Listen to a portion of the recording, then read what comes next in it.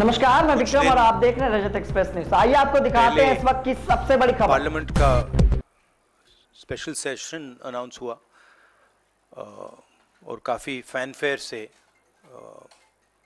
पुरानी parliament building से नई पार्लियामेंट बिल्डिंग में ट्रांजिशन हुआ। वो अच्छी बात है और मेन फोकस स्पेशल सेशन का, पहले तो मालूम नहीं था ये स्पेशल सेशन क्यों हो रहा है, स्पेक्यूलेशन काफ़ी हुआ और फिर पता लगा कि इसका मेन फोकस महिला आरक्षण है। उसके बाद महिला आरक्षण तो बड़ी अच्छी चीज़ है, उसके बाद ये दो क्लॉजेज, इसमें दो फुटनोट्स हमें मिले। एक की महिला आरक्षण करने से पहले, महिला आरक्षण देने से पहले हमें सेंसस करना पड़ेगा और दूसरा डिलिमिटेशन करना पड़ेगा, और इन दोनों चीजों को करने के लिए बहुत साल लगेंगे। सच्चाई यह है कि महिला आरक्षण को आज किया जा सकता है। 33% आज जो सीट्स हैं लोकसभा में, विधानसभा में, वो महिलाओं को दी जा सकती हैं। कोई कॉम्प्लिकेटेड मामला नहीं है, मगर सरकार वो नहीं करना चाहती है।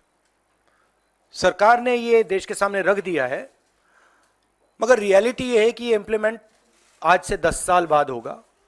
ये भी नहीं मालूम कि होगा या नहीं होगा। तो एक प्रकार से ये डिस्ट्रैक्शन टैक्टिक है, डाइवर्जन टैक्टिक है। डाइवर्जन किस चीज से हो रहा है? डाइवर्जन ओबीसी सेंसस से हो रहा है। मैंने पार्लियामेंट में सिर्फ एक इंस्टीट्यूशन के बारे में बात की, वो जो हिंदुस्तान की सरकार का सेंटर है, कोर है, जो हिंदुस्तान की सरकार को चलाता है, कैबिनेट सेक्रेटरी एंड सेक्रेटरीज। और उसमें मैंने एक छोटा सा सवाल पूछा। प्रधानमंत्री कहते हैं कि वो ओबीसी के लिए बहुत काम कर रहे हैं। अगर प्रधानमंत्री इतना काम कर रहे हैं तो 90 लोगों में से सिर्फ 3 लोग ओबीसी कम्युनिटी से क्यों हैं? पहला सवाल। दूसरा सवाल, मैंने यही एनालिसिस बजट को देख के की कि भैया पूरा हिंदुस्तान का बजट क्या है और ये जो ओबीसी ऑफिसर्स हैं ये इस बजट में से कितना कंट्रोल कर रहे हैं और क्या कंट्रोल कर रहे हैं। आदिवासी क्या कंट्रोल कर रहे हैं, दलित क्या कंट्रोल कर रहे हैं। ओबीसी हिंदुस्तान के 5% बजट को कंट्रोल कर रहा है, ओबीसी ऑफिसर्स। तो मुझे बात समझ नहीं आ रही है। प्रधानमंत्री हर रोज ओबीसी की बात करते हैं, ओबीसी प्राइड की बात करते हैं, मगर ओबीसी के लिए किया क्या? अब जब मैंने ये बात बोली, उनका रिस्पॉन्स बड़ा इंटरेस्टिंग है। वो कहते हैं कि लोकसभा में हमारा रिप्रेजेंटेशन है। लोकसभा में रिप्रेजेंटेशन का क्या लेना देना है? मैं कह रहा हूं कि बजट डिसीजन जो लेते हैं, जो बजट को ऑफिसर्स हैं, जो बजट को कंट्रोल करते हैं, 5% ओबीसी निर्णय ले रहे हैं। और मैंने सिर्फ यह सवाल पूछा, क्या हिंदुस्तान में ओबीसी की आबादी 5% है? यह मैं जानना चाहता हूं। अगर 5% है तो फिर वो ठीक है, उसको मैं एक्सेप्ट करने के लिए तैयार हूं। मगर अगर वो 5% से ज्यादा है तो मुझे यह पता लगाना है, और एक बार मैं मन बना लेता हूं, मैं छोड़ता नहीं हूं, मुझे यह पता लगाना है ये ओबीसी हिंदुस्तान में कितने हैं, और जितने हैं उतनी भागीदारी इनको मिलनी चाहिए। अब आप किसी लोकसभा में किसी भी एमपी से पूछ लीजिए, लोकसभा को टेंपल ऑफ डेमोक्रेसी कहा जाता है। आप किसी भी बीजेपी के एमपी से पूछ लीजिए कि वो कोई डिसीजन लेता है, कोई कानून बनाता है, कोई कानून बनाने में भाग लेता है, किसी से भी पूछ लीजिए। बिल्कुल नहीं। ना कांग्रेस का एमपी इस लोकसभा में, ना बीजेपी का एमपी, ना कोई और इंडिया का एमपी कोई डिसीजन लेता है। मतलब एमपीज को जैसे मंदिर में मूर्ति होती है वैसे मूर्तियां बना रखी हैं और ओबीसी की वहां पे मूर्तियां भर रखी हैं, मगर पावर बिल्कुल नहीं है, देश को चलाने में कोई भागीदारी नहीं है।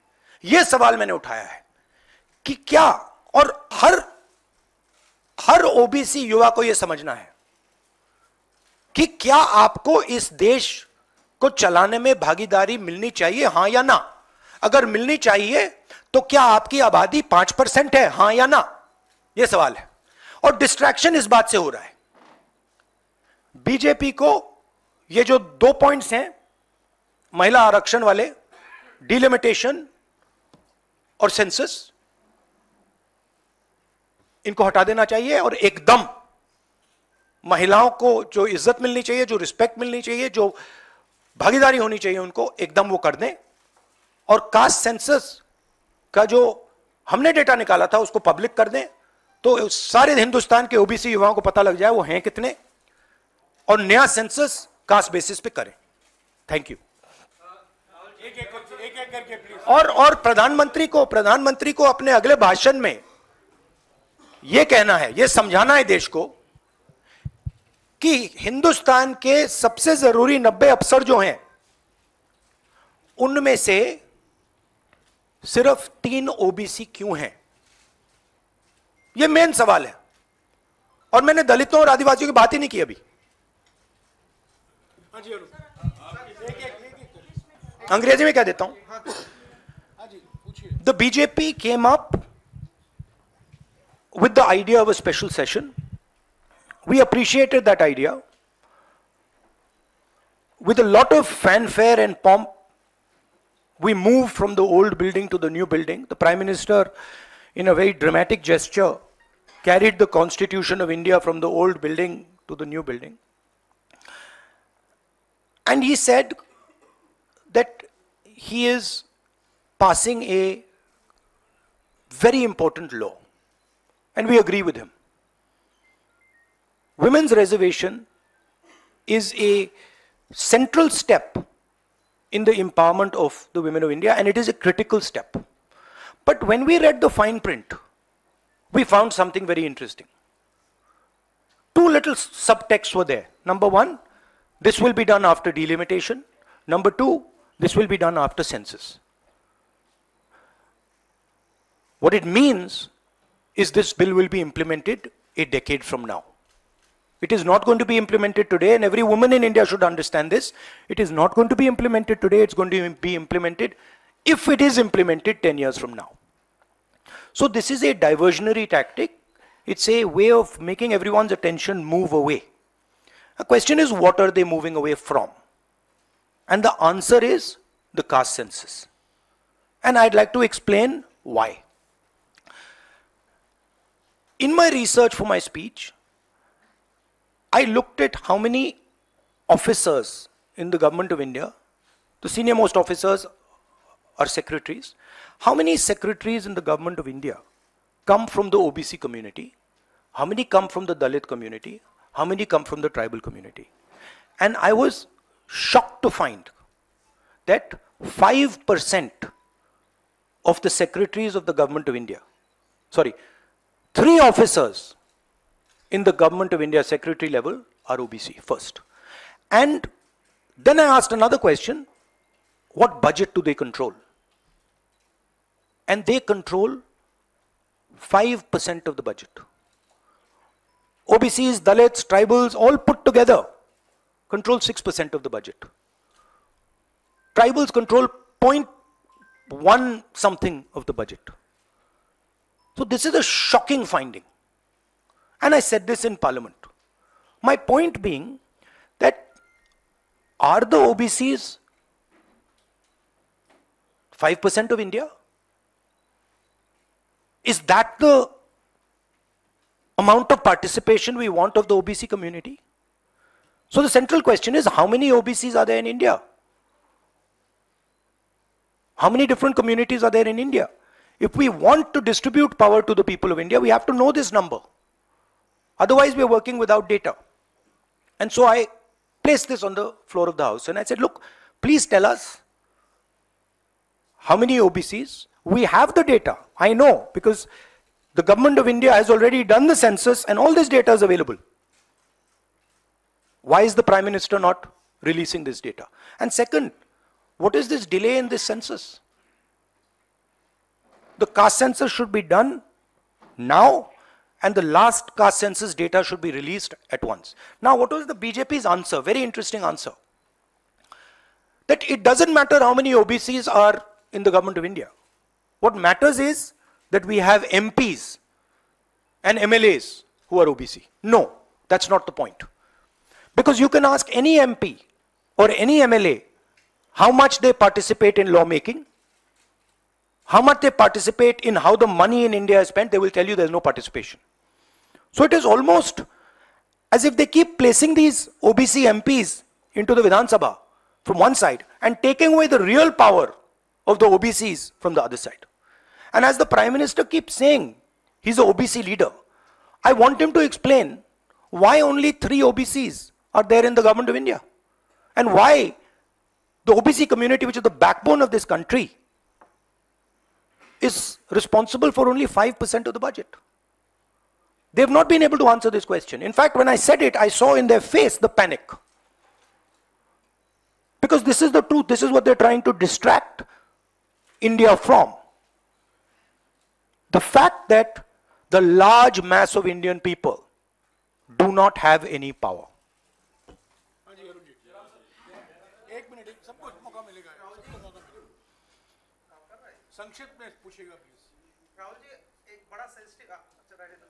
नहीं काम कर रहा। हेलो राहुल जी, बहुत सेंसिटिव मुद्दा है ये रिजर्वेशन। आज से नहीं, जब से ये अस्तित्व में आया, आपने पेंडोरा बॉक्स एक तरह से उसको टच कर दिया। आप कल ये बात कह चुके अपनी स्पीच में कि भाई ये दो, सरकार तो नहीं दे रही, सरकार ने तो पास करा दिया बिल। अब सवाल उठता है आपका, क्या आप आगे चल के सरकार में भी, जैसे सेक्रेटरीज हैं, सरकार में भी और महिला आरक्षण में भी ओबीसीज के लिए अलग से व्यवस्था करने वाले? देखिए, सिंपल बात, स्टेप बाय स्टेप करना है। आपको चोट लगती है तो एक्सरे होती है, पता लगाना पड़ता है कि स्ट्रक्चर में कमजोरी कहां है, हड्डी कहां टूटी। मैं सिर्फ एक बात कह रहा हूं, पहला कदम एक्सरे है कि हमें पहले कास्ट सेंसस के माध्यम से हिंदुस्तान का एक्सरे करना है कि भैया हैं कितने लोग, ओबीसी कितने हैं, अलग अलग कम्युनिटीज कितनी हैं, ट्राइबल्स कितने, ये पहले टेबल पे तो रखो। डिसीजन लेने से पहले अगर हम अपने सामने डेटा ही नहीं रखेंगे तो डिसीजन कैसे लेंगे? वो तो आपने बात की बात की, मगर पहले हमारे सामने डेटा रखो। डेटा रखोगे मैं आपका जवाब दे दूंगा, आज तो डेटा ही नहीं है। दूसरी बात, मैंने अपने भाषण में कहा कि आजादी की जो मूवमेंट थी वो एक शुरुआत थी। Distribution of power, transfer of power to the people of India, Hindustan के लोगों को पावर ट्रांसफर करने का पहला बड़ा कदम था। उसके बाद हमने और कदम लिए हैं। कास्ट सेंसस से जो डेटा निकलेगा वो हिंदुस्तान की जनता को और पावर ट्रांसफर करने का तरीका है। मैं कह रहा हूं कि हिंदुस्तान के जो ओबीसीज हैं, दलित्स हैं, ट्राइबल्स हैं, बाकी लोग हैं, महिलाएं हैं, उनको हमने ट्रांसफर ऑफ पावर करना है। उनके लिए हमें पावर ट्रांसफर करना है, उनके हाथों में पावर डालनी है। फाउंडेशन वो है, और कास्ट सेंसस की जरूरत है, क्योंकि उसको समझे बिना हम ये कर ही नहीं सकते।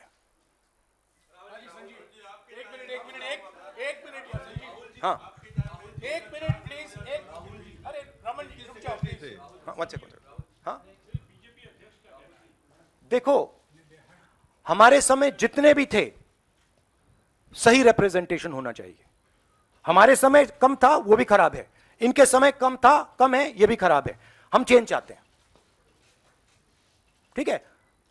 मेरा कहना है कि जब मैंने ये आंकड़ा देखा मैं हिल गया। मैं बिलीव नहीं कर सकता था कि 90 सेक्रेटरीज में से 3 ओबीसी के हैं। मैं शॉक हो गया, मैं हैरान हो गया, ये क्या हो रहा है? और इसको बदलना है। हिंदुस्तान के जो आम जनता है, गरीब जनता है, उनको पावर देनी है। Rahul ji, you just said that you want that the power should be transferred to women and OBCs and other backwards. You know, this is a form of transferring power. The Prime Minister has said that this bill will lead to an era of women-led development. Do you feel that in the present form, this bill will be able to achieve this goal? Considering that it is Yeah, not being implemented now. The problem is the implementation. So what they have said is, we are placing a bill on the floor of the House, but we will implement it 10 years from now. What does that mean? That's like the Prime Minister saying, you know, we are going to place a bill on OBC caste census in the floor of the House, and we are going to do it in 30 years. What does it mean? Means nothing. So we agree with the bill. Remove these 2 clauses and make it happen today. And don't insult the intelligence of India's women. Because India's women understand what you're doing.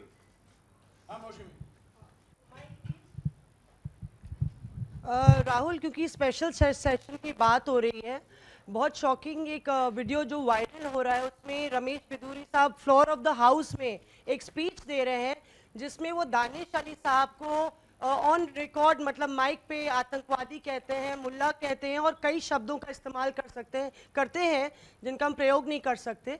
तो इस तरह का व्यवहार जब संसद के भीतर हो रहा है, किस तरह से आप इसको देखते हैं? देखिए, वो और पार्लियामेंट का इशू है, उसमें मैं ये स्पीकर की जिम्मेदारी है और ये पार्लियामेंट्री प्रोसेस चलता है, इस पे मैं यहाँ पे कमेंट नहीं कर सकता हूँ। बट मैं कंप्लीट नहीं हुआ, कंप्लीट नहीं हुआ। राहुल जी, आप बहुत महत्वपूर्ण सवाल उठा रहे हैं, एक तो देरी का, दूसरा ओबीसी के कोटे की मांग कर रहे हैं। सवाल यह है कि 2010 में जब यूपीए के समय में बिल आया था, तब अगर यही कोटा जो आज कांग्रेस मांग कर रही है अगर दे दिया होता तो ये कानून शायद 10 साल पहले बन जाता। तो ये जो आपसे सवाल पूछा जा रहा है कि आज आप कोटे की बात कर रहे हैं ओबीसी की, क्योंकि आप विपक्ष में हैं, जब सत्ता पक्ष में आप बिल लेकर आए थे उस समय ओबीसी कोटा क्यों नहीं था, और क्या इसका आपको रिग्रेट है, अफसोस है कि उस समय ओबीसी कोटा नहीं दिया कांग्रेस ने? 100% रिग्रेट है, 100% रिग्रेट है। वो उस टाइम कर देना था और इसको हम करके ही छोड़ेंगे। Rahul ji, Mr. Gandhi, what has changed since 2010 to now that you have shifted your stance on OBC subquota? We have not shifted our stance. You're maybe not well informed. We are the party that did the caste census. We carried out an entire census getting caste data. We didn't release it at the time. There was a discussion, internal discussion. We should have released it at the time, and it should be released now. There is no change in our view on this. Yes, I see.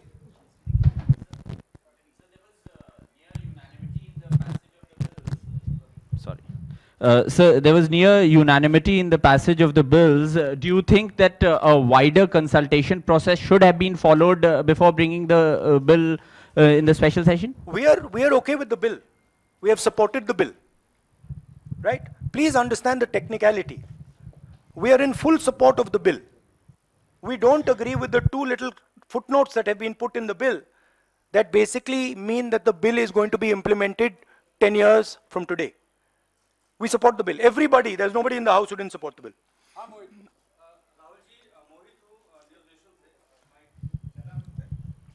Rahul ji, मेरा सवाल ये है कि जब भी आप कोई issue उठाते हैं तो आप लोग खासतौर पे राहुल जी, आपके ऊपर, आपके परिवार के ऊपर और आपकी पुरानी सरकार के ऊपर पर्सनल अटैक किए जाते हैं, आप लोगों के ऊपर अटैक किया जाता है। आपने ओबीसी का मुद्दा उठाया, आप लोगों के ऊपर अटैक किया गया, और उसके बाद आप बेबाकी से आपने बोला भी कि मैं रिग्रेट करता हूं कि हमारी सरकार में इसको शामिल कर लिया जाता तो बेहतर होता।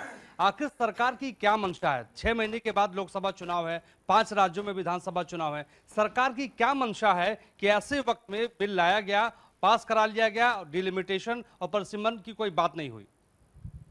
नहीं, मुझे, जैसे मैंने कहा, मुझे लगता है कि ये एक डिस्ट्रैक्शन टैक्टिक है और 2 मुद्दों से बीजेपी घबराती है, डिस्ट्रैक्ट कराना चाहती है, और ये रिलेटेड हैं। एक हैं अदानी जी, जो देश का पूरा धन अपने हाथों में कंसंट्रेट कर रहे हैं, और दूसरा कास्ट सेंसस। तो ये रिलेटेड चीजें हैं, और इन दोनों बटन को जब मैं दबाता हूं, जैसे यूं दबाता हूं, बीजेपी एकदम जंप करती है। तो क्यों करती है? क्योंकि वो जो ओबीसी कम्युनिटी है, सचमुच में उनको पावर नहीं देना चाहती है, और वो पावर अदानी जीत के हाथ में कंसंट्रेट करना चाहती है। राहुल जी, आपसे सवाल ये है, क्योंकि जब आपने लोकसभा में भाषण दिया, आपने 90 में से 3 सेक्रेटरी और ओबीसी के जो ओबीसी कम्युनिटी है उसके हालात के बारे में बात करी। अगर 2024 में इंडिया ब्लॉक जो आपका बना है वो पावर में आता है, तो क्या इन चीज़ों को आप जल्द से जल्द इम्प्लीमेंट करेंगे? क्योंकि बीजेपी साफ तौर पर कह रही है कि आपके भाषण के बाद से साफ लग रहा है कि ओबीसी कार्ड इंडिया ब्लॉक या कांग्रेस पार्टी खेल रही है। तो आप अगर पावर में आते हैं तो आप क्या सबसे पहले देखिए, ये वो कार्ड की बात करते हैं, कार्ड के बारे में सोचते हैं। मैं कार्ड के बारे में नहीं सोचता हूं। मैं जो हिंदुस्तान की जनता है उनको एम्पावर करना चाहता हूं, और अगर मुझे दिखे कि ओबीसी कम्युनिटी जो है, जो बहुत बड़ी कम्युनिटी है, किसी को नहीं मालूम कितने लोग हैं, बट लोग कहते हैं 50% तक हो सकते हैं। जब मुझे दिखता है कि एक कम्युनिटी है जिसमें हिंदुस्तान की 50% आबादी है, और गवर्नमेंट ऑफ इंडिया के सेक्रेटरीज में 3 लोग हैं, 90 में से 3, और वो 5% बजट को कंट्रोल करते हैं, तो मुझे गुस्सा आता है, इरिटेशन होती है। इस देश में हो क्या रहा है? एक तरफ हम अदानी जी को देश के पूरे इंस्टीट्यूशंस पकड़ाने हैं, नरेंद्र मोदी जी, और दूसरी तरफ जो हिंदुस्तान की रीढ़ की हड्डी है, जो हिंदुस्तान को चलाते हैं, उनको हम हिंदुस्तान को चलाने में, सरकार को चलाने में कोई जगह नहीं देते हैं, दबा के निकाल देते हैं। तो इससे मुझे इरिटेशन हो रही है। और जैसे ही हमारी सरकार आएगी, हमने वहां पे कर्नाटक में कहा था कि जिस दिन आएगी उस दिन हमारी 5 गारंटीज लागू हो जाएंगी। यहां भी मैं कह रहा हूं, हमारी सरकार आएगी, कास्ट सेंसस होगा, और देश को पता लगेगा कि हमारे ओबीसी भाई कितने हैं, दलित भाई कितने हैं, और उनको देश को चलाने में भागीदारी मिलेगी। यह मैं आपको कह रहा हूं। यह छोटी प्रोसेस नहीं होगी, एक दिन में नहीं होगा, मगर नियत समझिए।